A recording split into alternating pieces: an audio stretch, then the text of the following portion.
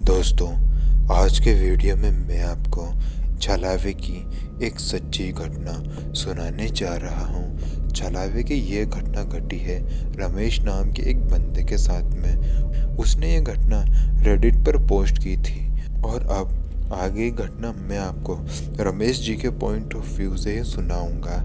लेकिन उससे पहले अगर आपने वीडियो को लाइक नहीं किया है तो देर किस बात की, वीडियो को लाइक करें और कमेंट करके बताएं कि अगली वीडियो आपको किस टॉपिक पे चाहिए।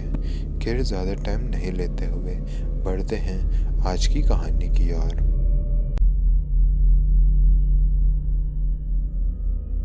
मेरा नाम रमेश है।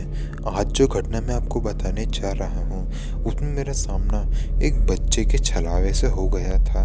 यह घटना मेरे साथ साल 2013 में बिहार के एक गांव में घटी थी।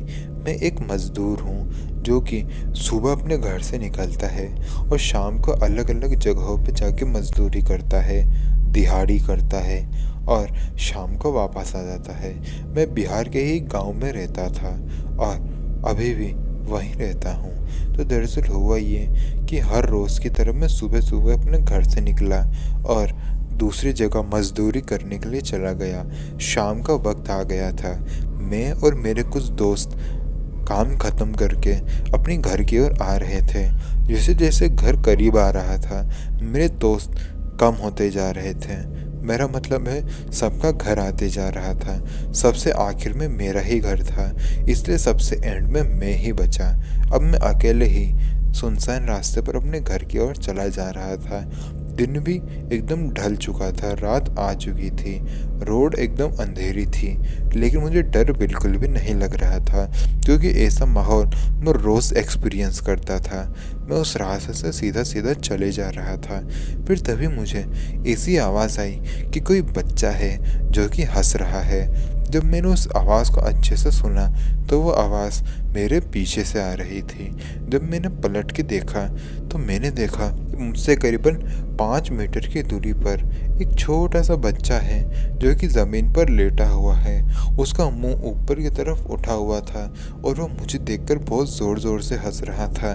जैसे ही मैंने उस बच्चे की ये स्थिति देखी तो मैं एकदम हैरान हो गया। मैं उस बच्चे के पास भागते हुए गया।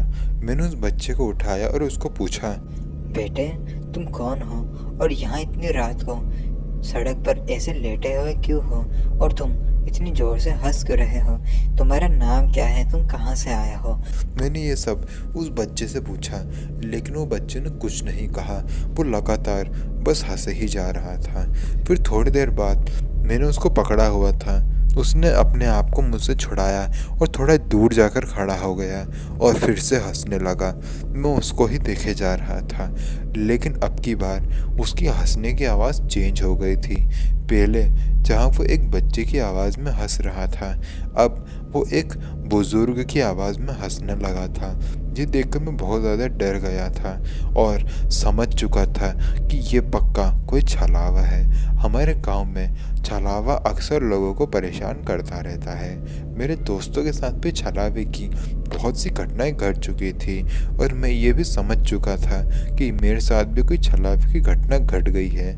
मैं उस बच्चे के पास से गुजर गया क्योंकि मेरे घर की ओर जाने का केवल एक ही रास्ता था।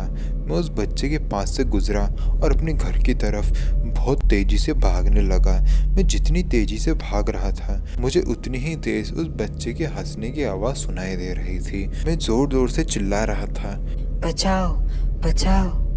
लेकिन कोई सुनने वाला नहीं था। मैं भागते हुए अपने घर पहुंचा। घर पे मेरी माँ ने मेरा डरा हुआ हाल देखा। उन्होंने मुझे पूछा, आखिर क्या हुआ है? मैंने कहा, एक बच्चे की आत्मा या फिर कोई छलावा था जो कि मुझे परेशान कर रहा था। मम्मी ने उसी वक्त मुझे एक ताबीज़ बांध दिया। वो ताबीज़ उन्होंने मुझे कहा कि तब तक तू बांध के रखना, तब तक मैं तुझे पंडित जी से नाम मिलवा दूँ।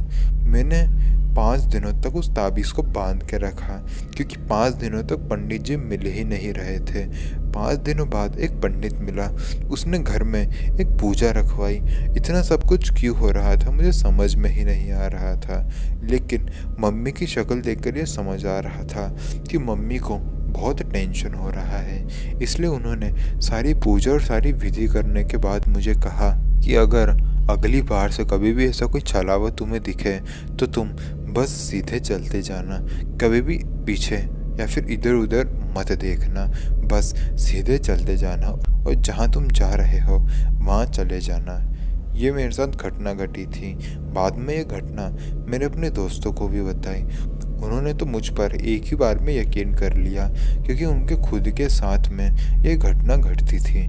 मुझे माफ़ करिएगा, मैंने आपको अपने गांव का नाम नहीं बताया और बता नहीं सकता, क्योंकि वहाँ आए दिन छलावे की घटना घटती रहती है। मेरे दोस्तों के साथ जितनी भी छलावे की घटनाएं घटी है, अगर वो मैं आपको बताने बैठूंगा तो बहुत ज़्यादा टाइम चले जाएगा।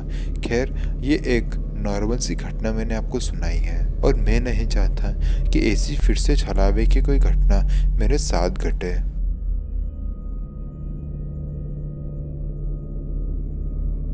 तो दोस्तों, वीडियो पसंद आई तो वीडियो को लाइक करें, कमेंट करके बताएं कि अगली वीडियो आपको किस टॉपिक पे चाहिए।